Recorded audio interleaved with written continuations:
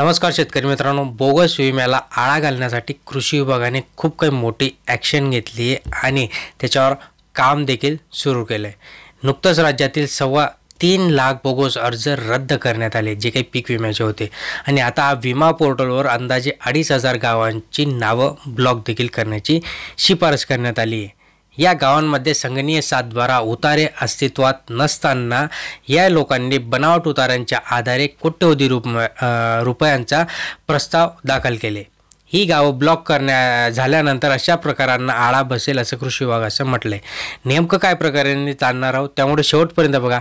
Like करायला विसरू नका, सबस्क्राईब करा। परभणी जिल्ह्यातील काही गाव तांड्यांवर याच पद्धतीने विमा भरण्यात आलेला आत्तापर्यंत आपल्याला दिसतोय। त्याचा भांडाफोड विधान भवनात आमदार सुरेश धस यांनी तर केलाच होता, सगळ्यांनाच माहिती आहे। ज्या तांड्यांचे शेतजमीन क्षेत्र 400 हेक्टर आहे, त्या तांड्यांमध्ये 4,000 हेक्टरपर्यंत विमा काढला जात होता, कारण महसूल विभागाकडे या गावांमध्ये सातबाऱ्यांची नोंदच नव्हती।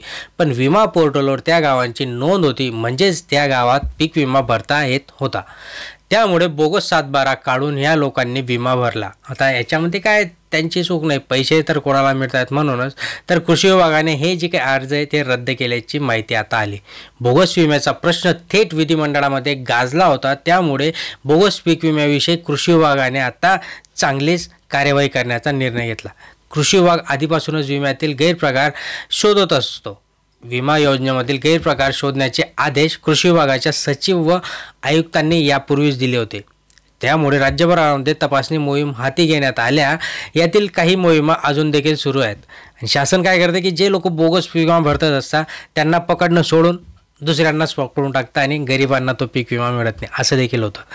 विमा प्रस्तावांच्या तपासणीच्या काही जागांमधील हजारो गावांचा बोगस विमा काढण्यासाठी उपयोग केल्याचा आढळले।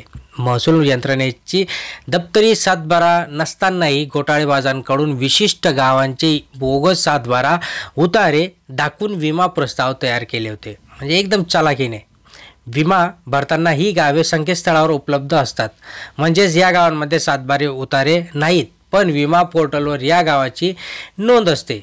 त्यामुळे घोटाळेबाजांचे जे काही काम आहे ते बरोबर सोपं होतं। म्हणजे ऑनलाईन गाव दाखवतो पण ते प्रत्यक्षात नाहीचे, असे घोटाळे होत असतात। आता कृषी विभागाने ही गावे विमा पोर्टलवर दिसू नयेत याची मागणी केली आहे। ही गावे ब्लॉक करावीत, म्हणजेच विमा पोर्टलवर काढूनच टाकावी, जेणेकरून असे जे काही बोगस पीक विमा धारक आहेत ते बंद होतील। सातबारा नसलेली पण विमा पोर्टलवर विमा भरण्याची उपलब्ध असलेली किमान 2400 पेक्षा जास्त गावं आता ही ब्लॉक करण्यात येणार आहेत। ही गावे केवळ एका जिल्ह्यात नाहीत तर अनेक जिल्ह्यांमधील आहेत। गेल्या 2 वर्षापासून या गावांमध्ये बोगस विमा भरला जात आहे आणि याचे जे काही प्रकार आहेत ते 2023 पासून हे आपल्याला दिसत आहेत। 2023 पासून हे लोक ॲक्टिव्ह झाले होते, हुशार झाले होते। पण शासनाच्या लक्षात ही बाब आली नसल्याने अनेकांना विमा भरपाई देखील मिळाल्याचे शेतकऱ्यांनी सांगितले। मागील हंगामामध्ये विमा भरपाई मिळाल्याने यंदा या गावांमध्ये विमा अर्ज भरण्याचे प्रमाण वाढले।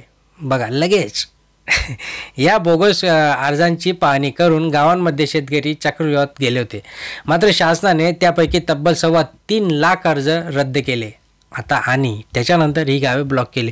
म्हणजे एखाद्या फिल्म्समध्ये कसं असतं की ते ॲक्च्युअलमध्ये नाहीच आहे, फक्त कागदोपत्री। ते आपण पिक्चर बघितला असेल मकरंद नासपुरेचा की विहीर हरवली, कागदोपत्री असते विहीर, पण ती प्रत्यक्षात तिथं नसतेच, तर हरवणार कशी? तर ह्या सगळ्या गोष्टी घडल्या आणि म्हणून आता कृषी विभागाने हे जी काही गावं आहे त्या गावांना ब्लॉक करण्याचा निर्णय घेतला आहे। याच्यामध्ये फायदा काय आहे मित्रांनो, की जे जेन्युइन शेतकरी आहे, जे खरंच शेतकरी आणि ज्यांना खरंच शेती आहे त्यांनी आणि योग्यरित्या ते पैसे मागताय शासनाकडे की आम्ही इथे पैसा लावला होता, आमचा पैसा वाया गेला, त्यामुळे तुम्ही आम्हाला पैसा द्या, तर त्यांच्यासाठी योग्य आहे। जे असे फ्रॉड करतात त्यांच्यासाठी ही एक चांगली मोहीम आहे मित्रांनो। अशाच महत्त्वपूर्ण माहितीसाठी सबस्क्राईब करून ठेवा, लाईक करा, शेअर करा। धन्यवाद।